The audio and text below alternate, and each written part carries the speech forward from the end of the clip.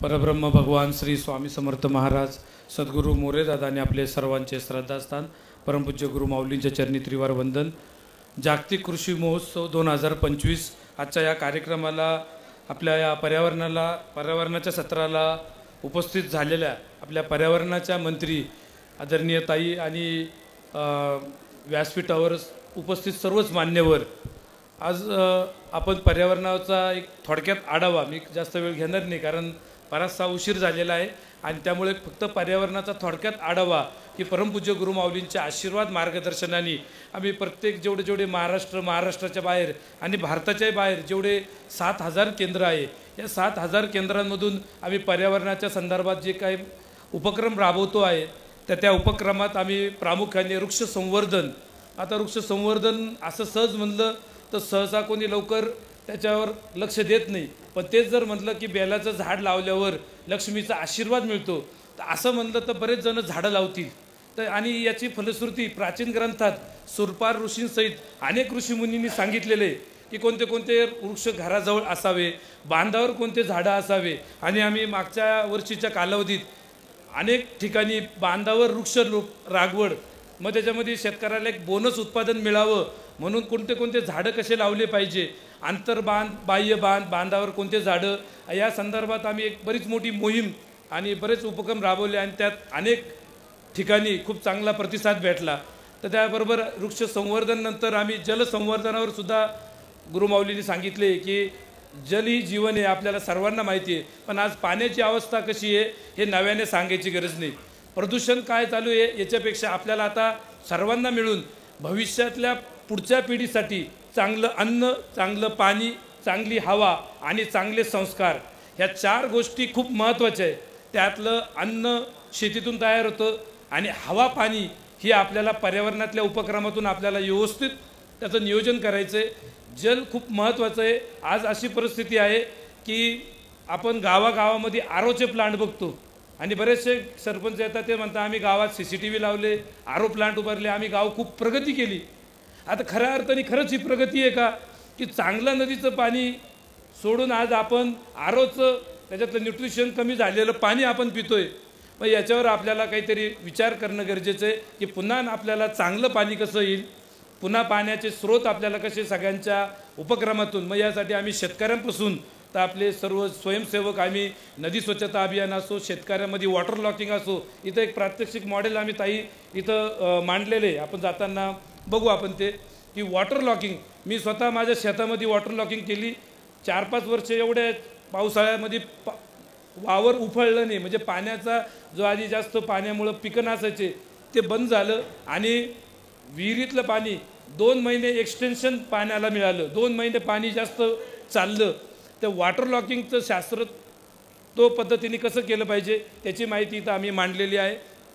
उपक्रम बरेच आहे आणि आम्ही यावेळेस एक 2 इनोव्हेटिव्ह उपक्रम सुरू केलेले, ते म्हणजे आम्ही या कार्यक्रमामध्ये गोमय फ्लेक्स, आम्ही गाईच्या शेणापासून मांजरपाट कापडावर गाईचं शेण लावून त्याच्यावर कलाकारांकडून ते बोर्ड तयार करून असे 100 गोमय फ्लेक्स आम्ही बनवलेले। हे यावेळेस एक छोटासा उपक्रम सुरू केलेला आहे आणि काल दापोली कृषी विद्यापीठातले त्यांचे सगळे टीम संचालक ते सर्व आले, ते त्यांना तो इतका आवडला ते आम्ही पूर्ण आमच्या विद्यापीठामध्ये हा उपक्रम आम्ही सुरुवात करू।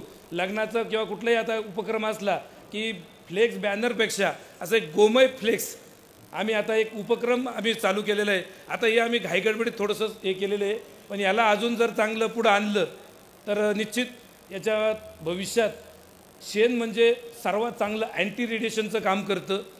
आज फ्लेक्स आपल्याला पर्याय नसल्यामुळे आपल्या फ्लेक्सवर केमिकल कलर आहे, आज सगळ्या याच्यामध्ये केमिकल आहे, सकाळी उठल्यापासून रात्री झोपेपर्यंत केमिकल आहे, आंघोळीच्या साबणामध्ये केमिकल आहे, दात घासायच्या पेस्टमध्ये केमिकल आहे, आपण जे किचन टॉयलेट बाथरूम स्वच्छ करतो त्या सगळ्यामध्ये केमिकल आहे। आणि या सगळ्या केमिकलमुळं आज आमच्या नद्यांचे स्रोत, ते नद्यांमध्ये जे स्वच्छ करणारे नैसर्गिक जीवाणू आहे ते सगळे डेड झालेले। म्हणून आता आपल्याला आता काहीतरी गाईच्या पासून शेणा गोमूत्रापासून बनवलेले असे काही स्रोत, मग त्याच्यामध्ये साबण, गोमय साबण असो, गोमय उत्पादनं की जेणेकरून आपली देशी गाय, आणि योगायोगाने आपल्या महाराष्ट्र शासनाने गाईला राज्यमातेचा दर्जा दिलेला आहे आणि आमच्या ताईंकडे पण ते खातं योगायोगाने आलेलं आहे आणि आमच्या भाकड गाईसुद्धा किती उपयोगी ठरतात त्याची माहितीसुद्धा आपल्या महाराष्ट्र शासनाबरोबर आम्ही आपल्या सेवा मार्गाच्या पशुगोवंश विभागातून मांडलेली आहे। इथं स्टेजवर पण आम्ही गाईचीच थीम मांडलेली आहे की राज्यमाता विश्वाची पण माता गाय आहे, राज्यमाता पण आहे आणि माझं तर असं म्हणणं आहे या राज्यमाता हा दर्जा गाईला दिल्याच्या पुण्याईवर सरकारला परत सेवेची लोकांना संधी भेटली आणि त्यामुळे आता गायींच्या माध्यमातून सर्वात मोठं प्रदूषण रोखता येऊ शकतं। गाईचे शेण गोमूत्र काही वाया जायसारखं नाही, उलट गाईचं आपण संगोपन आपण बरेच जण म्हणतात शेतकरी गाय कशी सांभाळायची, अहो शेतातलं तण गाईला खाऊ घाला, गाईचं शेण शेतामध्ये येऊ द्या, काही खूप अवघड नाही आणि ते गाईचं व्यवस्थापन सुद्धा आपण याच्यावर इथं उद्याच्या दिवशी आपण ते स्वतंत्र एक सत्र आपण ठेवलेलं आहे। आज मी जास्त वेळ घेणार नाही, मी फक्त एकदम फास्ट ट्रॅकमध्ये आपल्या काय काय उपक्रम आहे पण प्रदूषण वाचवायचं असेल तर आणि योगायोग यावेचा असा म्हणजे मी तर म्हणतो योगायोग किंवा काही परमेश्वरी संकेत असेल की गाईमुळं पर्यावरण वाचेल आणि गाय आणि पर्यावरण हे दोन्ही डिपार्टमेंट आमच्या ताईंकडे आलेले आणि जसं ताईंनी वेगवेगळ्या क्षेत्रामध्ये मोठा संघर्ष केला तसं आमची सगळ्या पर्यावरणप्रेमी संस्था सगळ्यांतर्फे विनंती ताई आत्तापर्यंत या खात्यात आम्हाला अजून असंच म्हणावं तसं समाधान अजून तसं कोणी भेटलेलं नाही किंवा तसे उपक्रम झालेले नाही तर आपण जर पुढाकार घेतला आपण जर पर्यावरणासाठी संघर्ष केला कारण आपण भरपूर संघर्ष केलेला आहे पण आता पर्यावरणासाठी जर थोडासा संघर्ष केला तर आम्ही सगळ्या वेगवेगळ्या क्षेत्रातले सगळ्या पक्षातले कारण सगळ्यांना पुढच्या पिढ्या जगवायचं आहे आम्ही सर्वजण ताई आपल्याबरोबर राहू। आपण शासनासहित आपल्या संस्था असतील आज बऱ्याचशा संस्थांना सुद्धा आपण इथं प्रतिनिधी स्वरूपात बोलवलेले आपण सर्वजण एकत्र मिळून काम करू। येणारा आगामी कुंभमध्ये काय नियोजन असेल ताई तुम्ही आम्हाला सांगा। आपण इतकं सुंदर पद्धतीने सगळे संस्था सगळे व्यक्ती कारण पर्यावरण सगळ्यांना गरजेचं आहे, पर्यावरण काही एक दोन जणांसाठी नाही, हवा प्रत्येकाला जशी लागते सगळ्यांना पुढच्या पिढ्यांसाठी तरी आपण खूप पैसे खूप काही इस्टेट प्रॉपर्टी कमावण्यापेक्षा पुढच्या पिढ्यांना चांगली हवा चांगलं पाण्यासाठी आपण निश्चित प्रयत्न करू आणि त्या दृष्टीने हे जे उपक्रम गुरुमाऊलींच्या आशीर्वाद मार्गदर्शनाने आम्ही जीवतोड आम्ही प्रयत्न करतोय पण बऱ्याच वेळा आम्ही असा एक कटू अनुभव घेतला की चांगले उपक्रम सहसा जीव तोडून जरी सांगितले लवकर पोहोचत नाही पण कोणीतरी आलतू पालतू काहीतरी काही खोटं नाटक काही बोललं की ती बातमी फार लवकर पोहोचती। तर आता आम्ही ठरवलेले की बाकीच्या भानगडीत पडण्यापेक्षा कोणाला क्लिअरिफिकेशन आणि कोणाचं इकडं तिकडं TRPच्या नादात लागण्यापेक्षा आम्ही सर्व जे अंतःकरणापासून ज्यांना काम करण्याची इच्छा आहे असे सर्वांना ताई तुम्ही सुद्धा आमच्याबरोबर जर थोडं तेवढं हे सहकार्य केलं या उपक्रमात सहकार्य केलं तर निश्चित आपल्या पुढच्या पिढ्या किंवा हे पर्यावरणाचा फार मोठा आशीर्वाद कारण पर्यावरण म्हणजे भगवतीचं स्वरूप आहे। सप्तशती दुर्गा सप्तशती जी आपल्या मार्कंडेय ऋषींनी इथं वणीच्या गडाच्या समोर लिहिलेली आहे आता ज्याचा त्याचा श्रद्धेचा भाग आहे पण ही वस्तुस्थिती आहे त्याच्यात त्यांनी सांगितलेले की प्रकृती स्वरूपा देवी ती प्रकृती देवी म्हणजे काय ती फक्त कोणतरी खूप मोठी काहीतरी व्यक्ती असं नाही ती चाराचारात हे पशु पक्षी प्राणी हे सगळ्यांमध्ये त्या भगवतीचा वास आहे आणि त्या भगवतीची बाकीची आपल्याला नाही सेवा करायला जमली नाही सप्तशती पाठ वाचायला जमले पण पर्यावरणाच्या माध्यमातूून आपण त्या भगवतीची आपण सेवा करू शकतो म्हणून आपण आपल्या सर्वांना ज्यांना ज्यांना भगवतीचा आशीर्वाद पाहिजे त्यांनी पर्यावरणाच्या उपक्रमात महिन्यातून किमान एक दिवस तरी आपण पर्यावरणासाठी वेळ दिला पाहिजे आणि त्या पर्यावरणाच्या या उपक्रमातून खूप चांगला आनंद भेटतो जो आनंद आम्ही म्हणजे एखाद्या आध्यात्मिक उपासनेतून तीर्थक्षेत्रातून जो भेटत नाही तो आनंद पर्यावरणाच्या त्या भगवतीच्या सेवेतून भेटतो।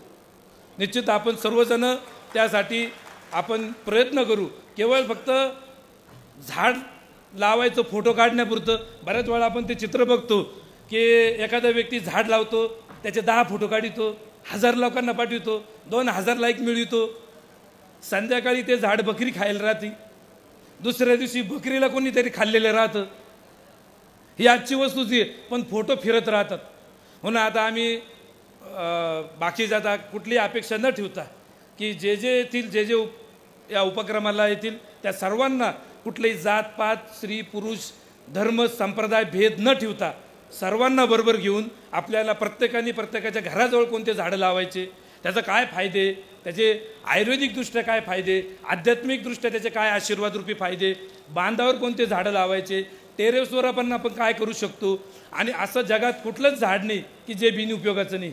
म्हणून आपण सगळ्याच झाडांचं संवर्धन, ज्याला बायोडायव्हर्सिटी म्हणतात, म्हणून शासनाचे बरेचसे डिपार्टमेंट आहे, वन विभागाचे इथं स्टॉल पण आहे, आम्ही त्यांना पण विनंती केली एकच झाड लावायचं गिरीपुष्प सोपं आहे, म्हणून सगळ्या प्रकारचे झाडं आपल्याला गरजेचं आहे. 12 महिने पशु पक्षी प्राण्यांना खायला सगळं याच्यात भेटलं पाहिजे. पण मध्यंतरी बऱ्याचशा माया होते, काही त्रुटी राहून गेल्या, त्या दुरुस्त करण्याची वेळ आलेली आहे. आणि आपण सर्व मिळून इथं माननीय खासदार ताई आलेला आहे, त्यांच्या जिल्ह्यात सुद्धा खूप गरज आहे झाडं लावण्याची, कारण ड्राय झोन आहे. आणि तुम्ही म्हणलं ना ताई, तुम्ही नियोजन करा, आम्ही नाशिकमधले मॅक्झिमम, ताई तुम्ही आपल्या नाशिकच्याच आहे, आम्ही मॅक्झिमम तिथं कुठं कुठं आपल्याला वृक्ष लागवड करता येईल. आणि मी स्वतः मागच्या पावसाळ्यामध्ये धुळ्यामध्ये जवळजवळ 15 गावांमध्ये आम्ही झाडं 5000 झाडं लावले ताई, आम्ही सर्व सेवेकरी. आणि हे मी जे सांगतोय ही मी व्यक्तिगत मत नाही सांगत, मी मार्गाचं एक प्रतिनिधी, सेवेकऱ्यांच्या सगळ्यांचं एक प्रतिनिधी म्हणून हे सांगतो. हे उपक्रम आम्ही सर्वजण मिळून राबवतोय. आणि असे बरेचसे उपक्रम की आपल्याला जे प्रत्येकाला गरजेचे. आणि पर्यावरणपूरक जीवनशैली, शेवटच्या टप्प्यात मी तेवढं फक्त सांगतो की पर्यावरणपूरक जीवनशैली, आपण झाडं जरी भरपूर लावली पण तरी पण पर्यावरण टिकवायचं असेल तर आपल्याला जीवनशैलीसुद्धा बदलणं गरजेची. म्हणून आम्ही प्रयत्न करतोय की आज म्हणजे पहिल्या दिवसापासून कृषी महोत्सवात आम्ही सर्व मान्यवरांना बुके देण्याऐवजी बियाण्याची एक थैली दिली. VIP पासून तर सामान्य जो कोणी येईल सर्वांना आम्ही बियाची एक थैली दिलेली आहे. आमच्या बचत गटातल्या महिलांनी ती तयार केलेली आहे. त्याच्यात जवळजवळ 15 प्रकारचं वेगवेगळं बियाणं आहे. आणि आज जरी एखाद्याला रोप नेता नाही आलं पण ती थैली जर त्यांनी त्याच्यातले रोपं लावले आणि एखाद्याला एखादं कार्यक्रम किंवा एखादी आमची ॲक्टिव्हिटी नाही पसंत आली, त्यांनी ती रागाच्या भरात तरी फेकून जरी दिली तरी त्याच्यातल्या निम्म्या जरी बिया जागल्या तरी गंगेत घोडण आल्यासारखं आहे.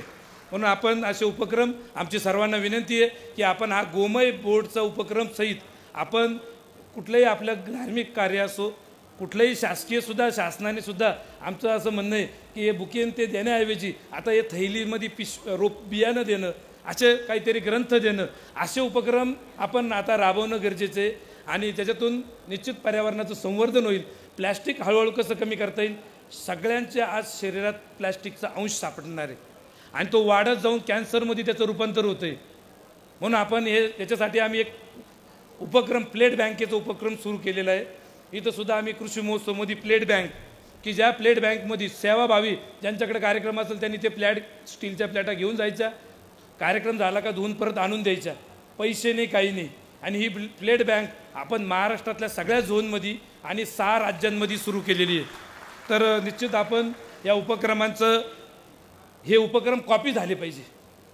हे उपक्रम जेवढे कॉपी होतील तेवढं चांगली गोष्ट आहे. मग निश्चित आपण ताई तुमचं मार्गदर्शन, तुमचा विभाग आणि सर्व आपण मिळून सेवाभावी सगळ्या संस्था, आमचे सगळे सेवेकरी परिवार, प्रत्येक केंद्रातले आपण सर्वजण मिळून आपण पर्यावरणासाठी निश्चित आपण दर महिन्याला कुठं ना कुठं आपण मोठ्या मोठ्या ॲक्टिव्हिटी राबवू आणि पुढच्या पिढीसाठी चांगली हवा, चांगलं पाणी हे सर्व चांगलं राहील याच्यासाठी आपण प्रयत्न करू. बाकीची जी माहिती मांडलेली आहे ती पर्यावरणाच्या स्टॉलवर मांडलेली आहे. दुर्ग संवर्धन आम्ही कशा पद्धतीने करतो त्याची मांडणी मांडलेली आहे. तज्ज्ञ अभ्यासक बरेच जण इथं आलेले. वेळ खूप झालेला आहे, ताईंना पुढे बरेच कार्यक्रम आहे, त्याच्यामुळे मी जास्त वेळ न घेता थोडक्यात सार जो अंतकरणापासून, मी काही भाषण लिहून आणलं नाही, चिठ्ठ्या ज्या आल्या त्या फक्त पुरस्कार एक केंद्राचं द्यायचं आहे. पर्यावरणपूरक केंद्र, इथून पुढं जे केंद्र राहील त्या केंद्रात आजूबाजूला झाडं राहतील, पाय धुतलेलं पाणी झाडांना, निर्मल्याचं खत, रेन वॉटर हार्वेस्टिंग, जेवढं शक्य होईल ते पर्यावरणपूरक केंद्र. आणि त्याच्यातून प्रत्येक सेवेकरीसुद्धा पर्यावरणपूरक कसं होईल आम्ही याच्यासाठी निश्चित प्रयत्न करू. आपल्या हातून आमचं जे पर्यावरणपूरक केंद्र आहे, जळगावचं आनंदनगर केंद्र आहे, त्यांनी पर्यावरणामध्ये खूप पुढाकार घेतलेला आहे. ताईंना विनंती की तुमच्या हातून त्यांना एक पुरस्कार द्यावा. आणि मी झालेली प्रस्तावना थोडी जास्त लांबली, त्याच्याबद्दल दिलगिरी व्यक्त करतो आणि झालेली सेवा महाराज माऊलीच्या चरणी रुजू करतो. श्री स्वामी समर्थ. धन्यवाद आदरणीय आबासाहेब. त्यानंतर आदरणीय आबासाहेबांनी सांगितल्याप्रमाणे श्री स्वामी समर्थ सेवा केंद्र आनंदनगर जळगाव यांना पर्यावरणपूरक सेवा केंद्र या पुरस्काराने आदरणीय आबासाहेबांच्या हस्ते, तसेच माननीय नामदार पंकजाताई मुंडे तथा सीमाताई हिरे, शोभाताई बच्चाव यांच्या हस्ते यांना हा पुरस्कार प्रदान करण्यात येत आहे। सर्व उपस्थितांना विनंती की त्यांनी जोरदार टाळ्यांनी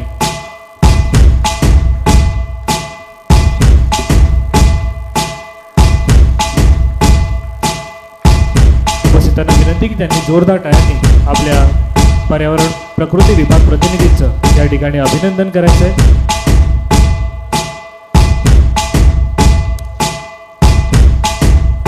त्यानंतर फार वेळ न दवडता मी माननीय नामदार श्रीमती पंकजाताई मुंडे यांना विनंती करतो की ताई आपण सर्वांना आपण संबोधित करावं।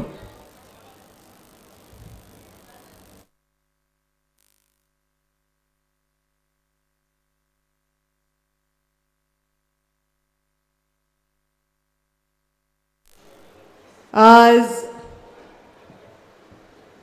श्री स्वामी समर्थांच्या आशीर्वादानेच श्री स्वामी समर्थ कृषी विकास व संशोधन चॅरिटेबल ट्रस्ट दिंडोरीच्या माध्यमातून व त्यांच्या समवेत महाराष्ट्र शासन कृषी तंत्रज्ञान व्यवस्थापन आत्मा आणि त्यांच्या दोघांच्या संयुक्त विद्यमाने आयोजित या जागतिक कृषी महोत्सवाला मंचावर उपस्थित ज्यांनी आपल्याला आत्ताच मार्गदर्शन केलं ते आदरणीय आबासाहेब, मंचावर उपस्थित या मंचावर नाही तर अनेक वर्षाच्या संबंधानंतर एक मुंडे साहेबांच्या परिवाराशी ज्यांचे संबंध त्या खासदार शोभाताई बच्चाव, माझ्या सहकारी आमदार, माझ्या मैत्रीण आदरणीय सीमाताई हिरे, मंचावर उपस्थित संजयजी वायाळ, प्रशांतजी जाधव, भारतजी राऊत, उद्धवजी निमसे,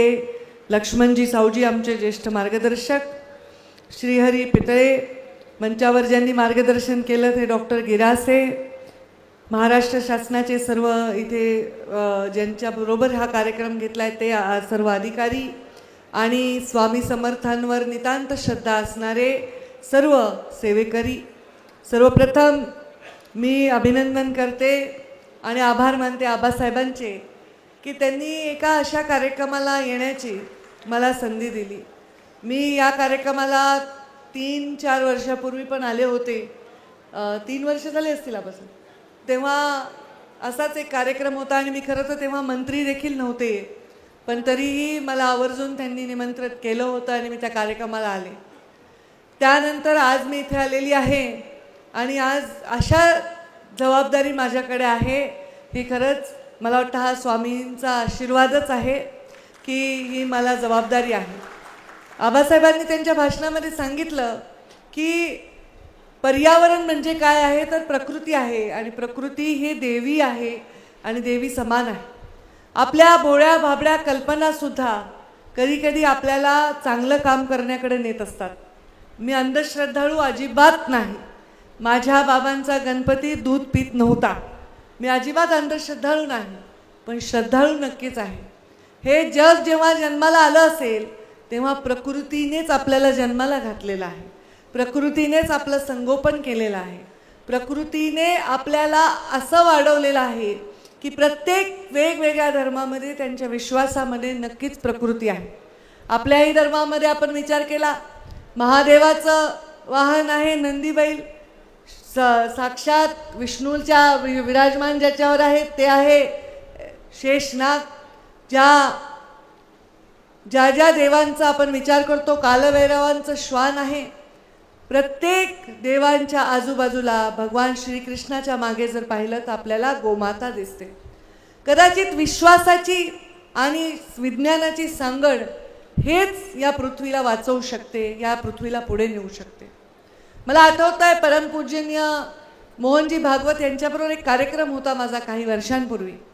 हे माझं सुदैव आहे आणि मोठं भाग्य आहे की माझी तेवढी पात्रता नसताना देखील त्या कार्यक्रमाचा अध्यक्ष व्हायचा मला योग आला आणि विश्वास आणि विज्ञान याची कशी सांगड घालावी असा विषय होता की आपण ज्या गोष्टींवर विश्वास ठेवतो, धर्मावर ठेवतो, आपल्या पूजा अर्चांवर ठेवतो, त्याचा विज्ञानाशी जर सांगड घालता आली किंवा विज्ञानाची विश्वासाची सांगड घालता आली तर आपल्याला नक्कीच खूप चांगली एक जनरेशन, खूप चांगली पिढी निर्माण करता येते. आज आपण पिढी निर्माण करण्याकडे लक्ष दिलेलं आहे, पण या पिढीला भविष्यात आपण काय देऊ शकतो? कोणी म्हणेल की मी माझ्या मुलासाठी 200 एकर जमीन ठेवली आहे, 100 कोटीची प्रॉपर्टी ठेवलेली आहे, 10 कोटीचे दागदागिने ठेवलेले आहेत, पण याचा उपयोग होणार नाही. तुम्ही सोन्याच्या मोहरा जरी तुमच्या पुढच्या पिढीसाठी ठेवल्या तरी त्यांना भूक लागल्यावर सोन्याच्या मोहरा खाता येणार नाही. तहान लागल्यानंतर त्यांना तुम्ही दिलेले सगळे ऐश्वर्य जरी दिलं तरी एक ग्लास पाणी मिळणार नाही. अशी परिस्थिती रोखणं ही काळाची गरज आहे. मला असं वाटतं की या ट्रस्टच्या माध्यमातून स्वामी समर्थांच्या वरच्या विश्वासातून, त्यांच्या आशीर्वादातून आबासाहेबांनी सांगितलं तर असे वेगवेगळे प्रयोग वेगवेगळे संस्थानं NGOs करत आहेत.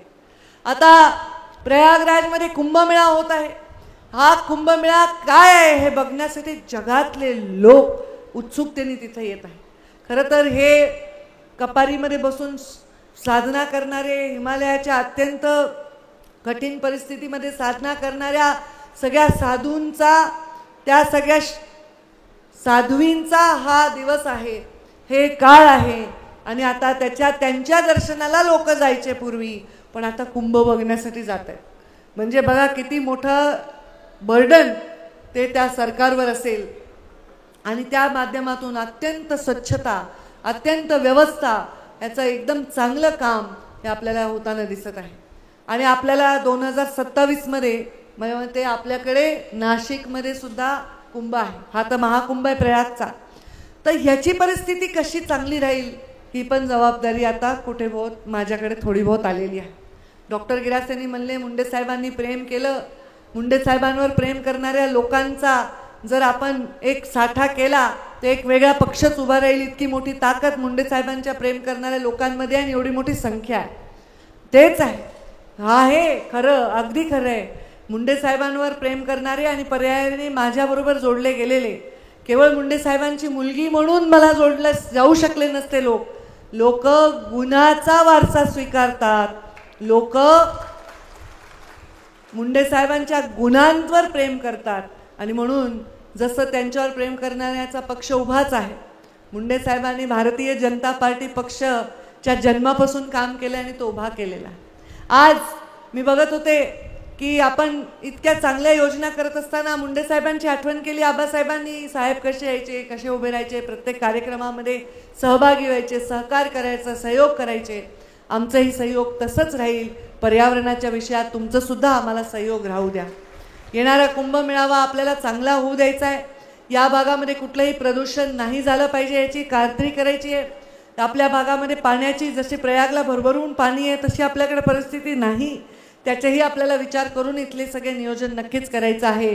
ते संबंधित मंत्र्यांच्या समवेत पर्यावरण मंत्री म्हणून मी नक्कीच करेन. मला पर्यावरणाचं खातं दिलं तेव्हा मी सांगितलं की प्रकृतीचं खातं आहे, पण या प्रकृतीत वास करत असणारे सगळे जे पशुधन आहे ते सुद्धा खातं माझ्याकडे आहे. आणि माझ्या मागे जे बॅनर लागलेले आहे ते गोमातेचं आहे. गोमातेचं संवर्धन करायचं आहे, गोवंशाचं संवर्धन करायचं सुद्धा काम हे माझ्या खात्यामध्ये आहे. आपण एक गोवंशाला वाचवण्यासाठी, गोमातेला वाचवण्यासाठी महामंडळाची निर्मिती केलेली आहे. आणि अगदी एखादी दुभती नसलेली गाय सुद्धा किती चांगलं एखाद्या शेतकऱ्यासाठी करू शकते याचं उदाहरण आबासाहेबांनी त्यांच्या बोलण्यामध्ये सांगितलं.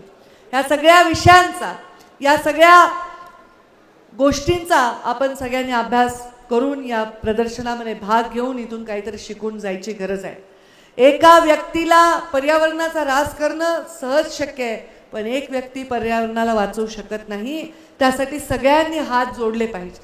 आपण आता आम्हाला बियांचं जी पाऊच दिले ज्याच्यामध्ये वेगवेगळे बियाणे आहेत, हे बियाणे देण्याची संकल्पना मला खूप आवडली. मी माझ्या विभागाला आज तसं तर लेखी आदेश देईनच, पण आज मी निर्देश देते की कोणीही बुके घेऊन येण्यापेक्षा आपण रोपही झाडं घेतो, पण आम्ही प्रवासामध्ये रोपांनी झाडं घेऊन नाही जाऊ शकत पुढच्या प्रवासात. त्यामुळं मी काय करते, एखाद्याने रोप दिलं, झाड दिलं तर एका कार्यकर्त्याला म्हणते बाबा माझ्या नावाने तुझ्या घरी लाव. तर तुम्ही पण अशा बियाण्यांच्या तर पाऊच दिलं तर हे खूप सुंदर असं काम होईल. आपण ज्या वृक्षांचा उल्लेख केला, जे आपल्यासाठी अत्यंत आवश्यक आहेत, औषधी आहेत, काही वृक्ष सावली देतात, काही वृक्ष जास्त ऑक्सिजन देतात, काही वृक्षाला आयुर्वेदिक प्रॉपर्टी आहेत. त्या वृक्षांना मी आता मला शासकीय निवासस्थानी आणि माझ्या निवासस्थानी आणि गोपीनाथ गडावर मी जिथे जिथे जाईन तिथे त्या वृक्षांना नक्की मी त्यांचं संवर्धन करेन.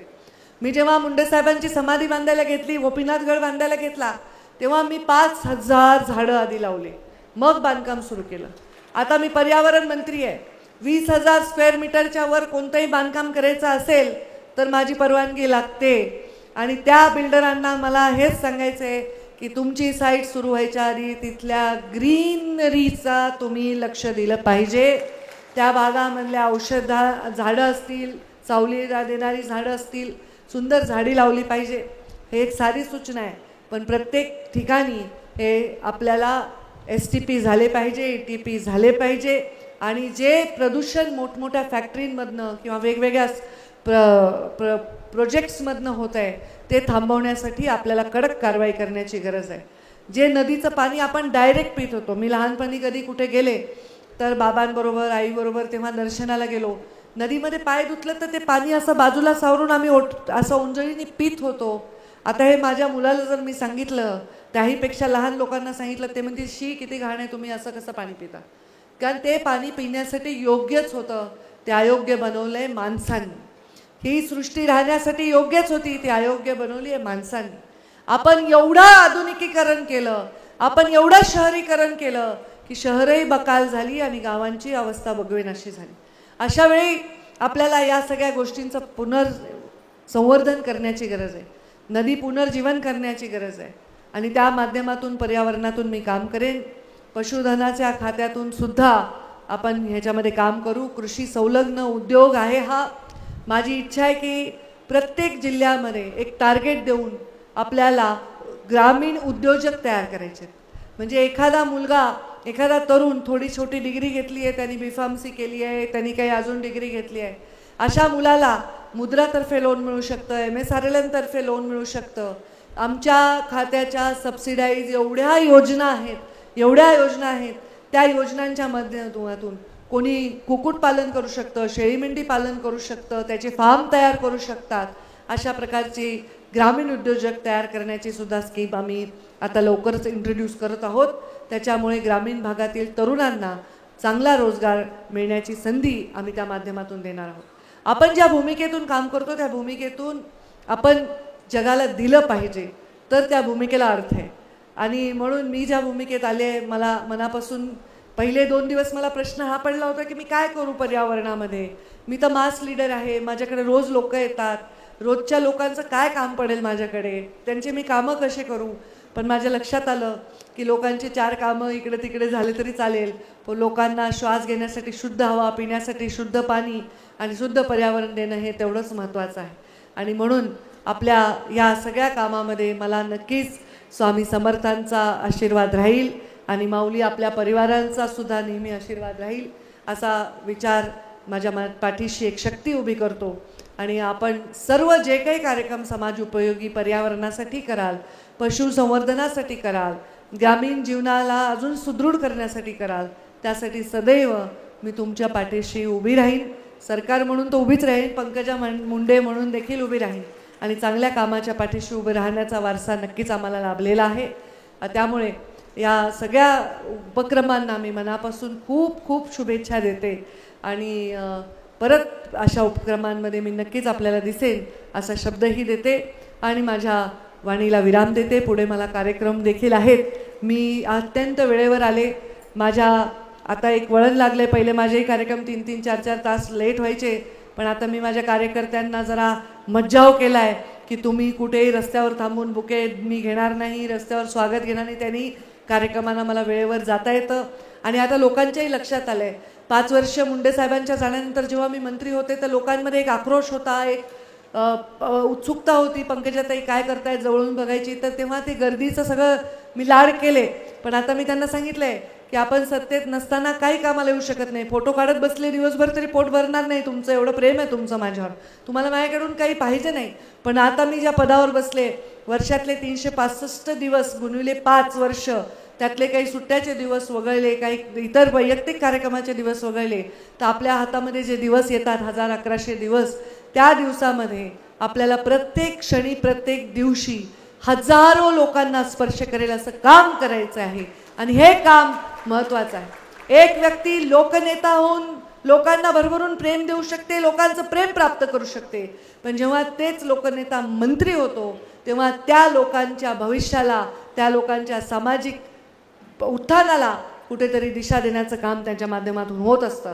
त्यामुळे हा प्रत्येक क्षण हा त्यासाठी समर्पित राहील असं या निमित्ताने सांगते. आणि परत एकदा आपल्या सर्वांचे मनापासून आभार मानते. आबासाहेब, आपले पण खूप मनापासून आभार, आपल्या सगळ्या टीमचे खूप मनापासून आभार. सर्वांना माझा नमस्कार. श्री स्वामी समर्थ.